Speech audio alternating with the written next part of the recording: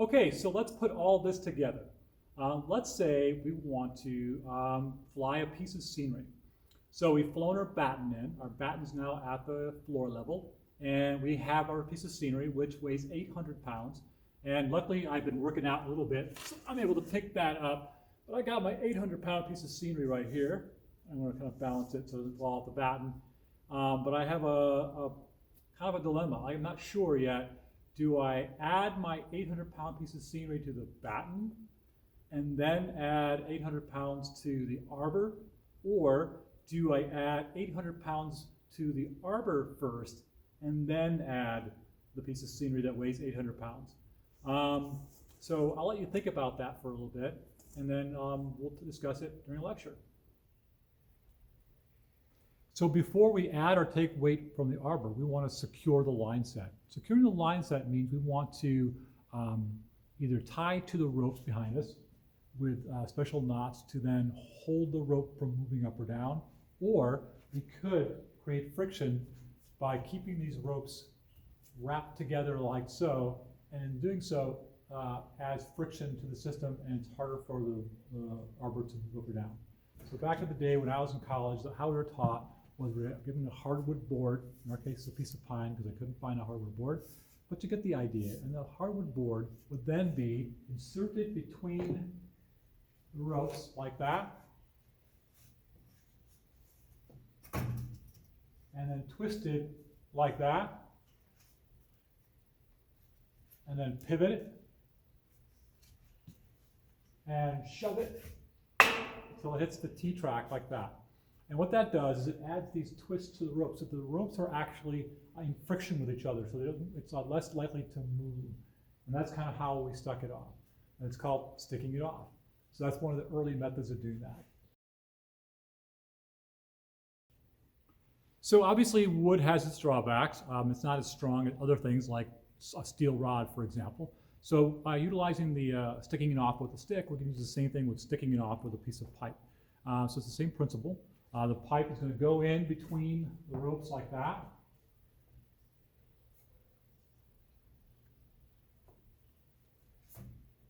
Twist.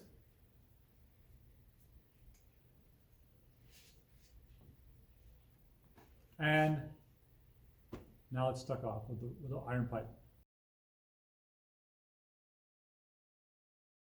So another way to secure the line set is to use an Uncle Buddy. Uncle Buddy is a piece of steel, square stock that's been bent.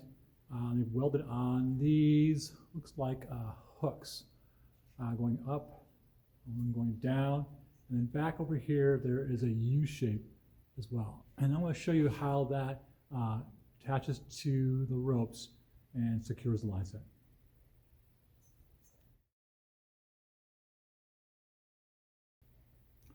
So it's important to note that not every out-of-weight system requires a sticking off or an Uncle Buddy or to tie to the line set to secure it. For example, right now on the floor, I have this curtain. This curtain now, all the weight of the curtain is being held by the floor. That means that the system is now going to be arbor heavy, right? So the arbor is going to weigh more than the curtain right now. But that situation is temporary.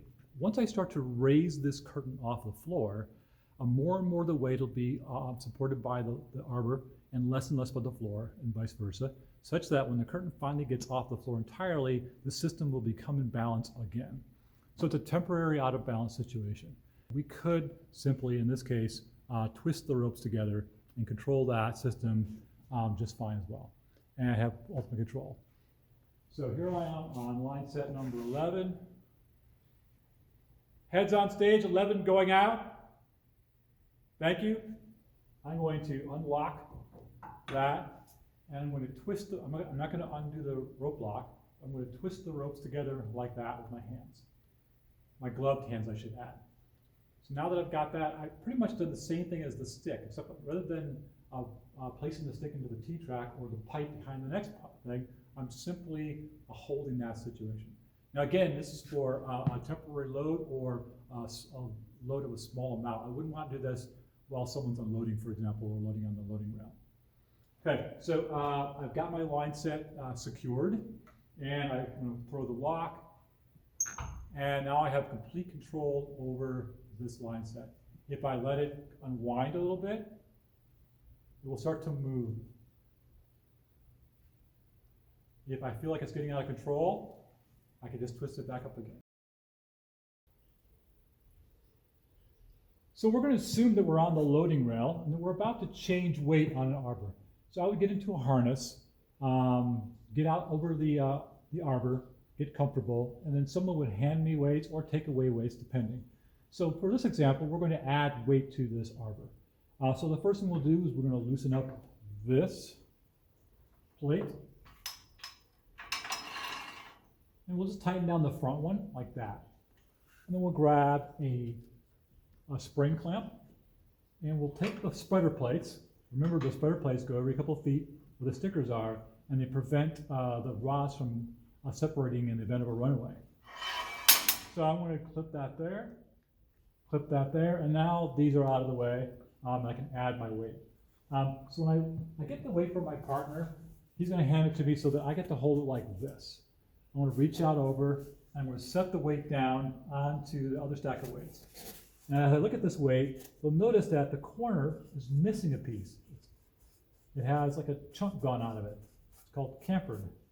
So that's been chamfered, and the bottom's also been chamfered. And if you look at the weight here, this has also been chamfered as well. So the reason why we've done that is so that we create a pick point. If I want to pick this weight off of here, I can grab my finger underneath this weight and lift it up. If, however, I line up the two cuts with each other and they're all in alignment, then I have no way of really doing that. So I'm going to go ahead and put this down and kind of show you that. There's nowhere for me to get my finger under there to get that weight. If, however, the weight were turned this way, then I can get my finger on it, at least get it up high enough to get my fingers underneath it so that I can pick it up and pull it off.